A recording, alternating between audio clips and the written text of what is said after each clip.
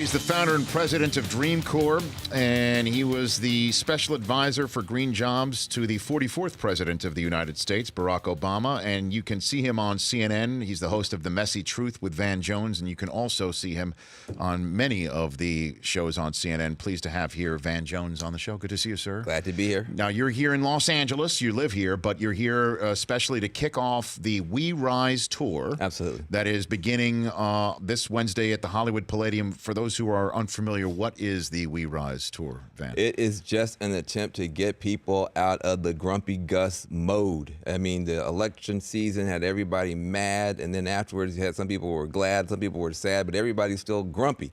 And I just think that we've got a great country. We've got a bunch of big problems to solve. Neither political party is great. Neither political party is as good as the people of the United States. And so we've got a bunch of celebrities, we've got some athletes, we've got a bunch of surprises coming out.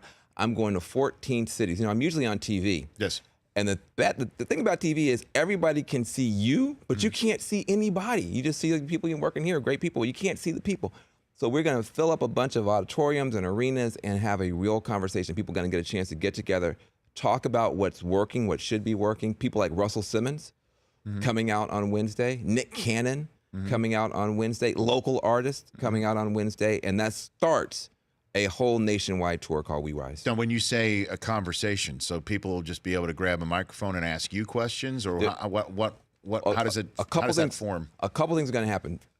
Mainly, you're going to be hearing from some of these people who you may used to, you think about Russell Simmons. You know he cares about stuff, but you also know he's a big entrepreneur. He's going to be talking about stuff that he cares about.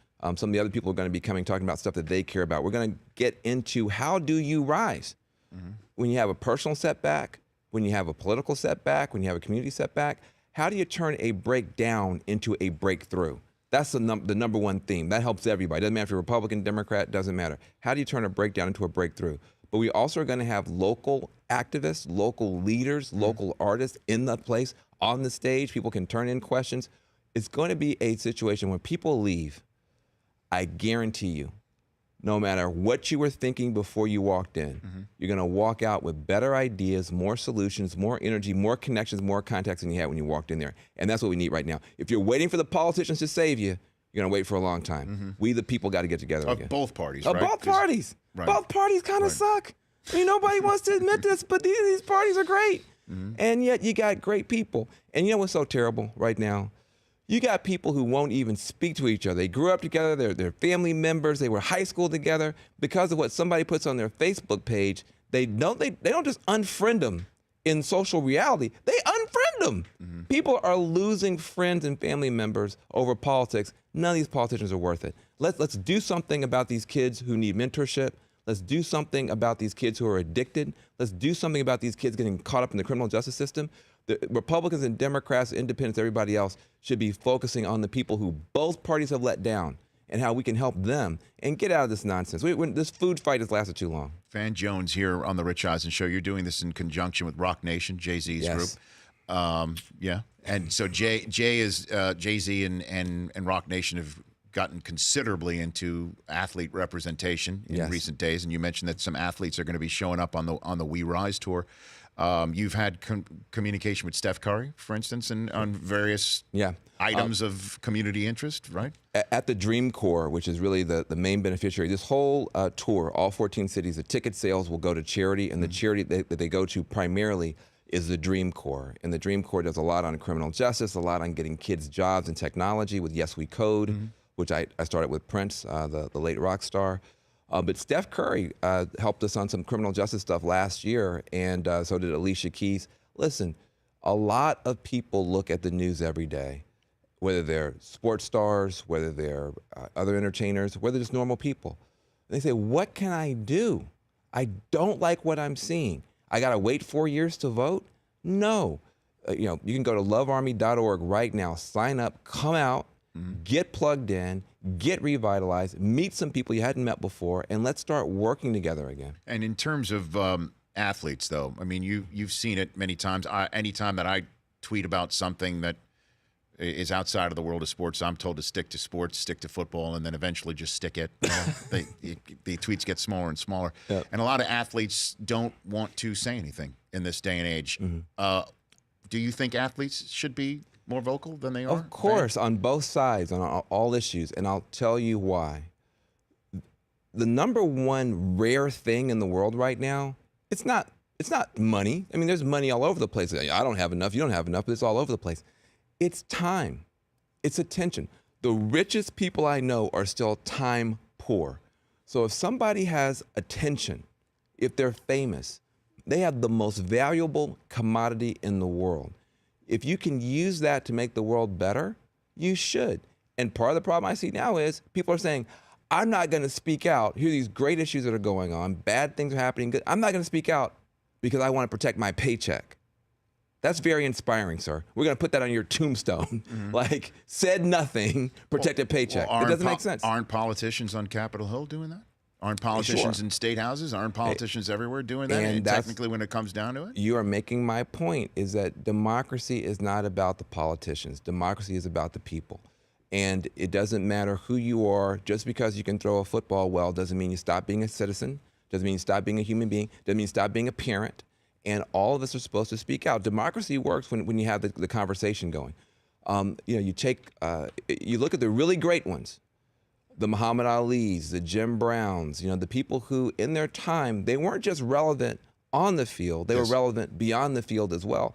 Those are the ones that we remember. Van Jones from CNN, as well as the We Rise tour that begins in Los Angeles on Wednesday, going to San Francisco, Denver, Atlanta, Philly, and New York, just to name a few cities. What do you think of Colin Kaepernick's situation, Van? Because, there's an argument, although some people believe it's open and shut in the favor of the fact that Kaepernick's getting blackballed out of the National Football League because of his stances that he's taken publicly, or sitting, kneeling. I think it's a very, very terrible thing. If his teammates had come forward and said, look, this guy, we can't deal with this guy. We're trying to do our push-ups. He's talking about politics. We're trying to, get a smoothie. He's talking about politics. We can't deal with this guy. Right. All of his teammates said he's an exemplary guy.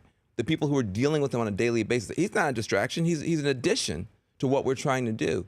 And so what you're basically saying is you want cowards. You don't want courageous people. You don't want people who have an opinion. You want cowards who will run the plays. How does that make America better? I don't think it makes America better at all. I think if somebody is able to get out there and perform at the highest levels, and they come back and they say, I love Donald Trump, what difference does it make? They come back and they say, I want police brutality to stop. I love the sharks. I want to kiss a shark. Whatever your thing is, do your thing, because what young people need to see is people who are excellent and who are authentic people.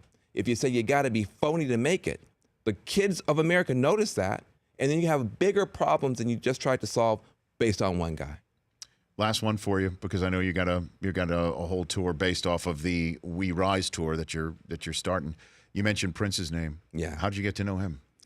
I running my mouth 10 years ago in Oakland, trying to get kids jobs, kids standing on street corners. I said, listen, you guys, I don't want you in front of my house. You're getting on my nerves in front of my house. I want you on top of my house putting up solar panels. And I started getting young people jobs in the solar industry. Prince found out about it and tried to send me money anonymously. But I don't take anonymous money. So I'm sending the check back. He sends it. I said, so finally this guy calls and says, you got to take this check. I said, I don't take anonymous money. Who is it? He goes, I can't tell you. I said, I'm not taking it. He goes, listen, I won't tell you the guy's name, but his favorite color is purple.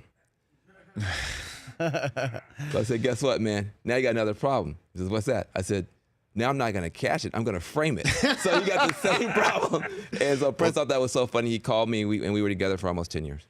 No kidding. Yeah, I mean, and this guy, the most generous guy in the world. He put money into so many causes, but he never wanted anybody to know.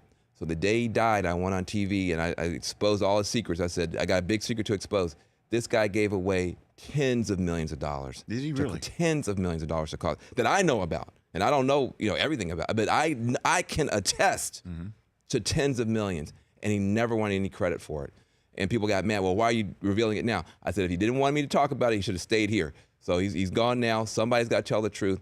Prince Rogers Nelson, one of the biggest philanthropists, one of the best people in the world, and an artistic genius.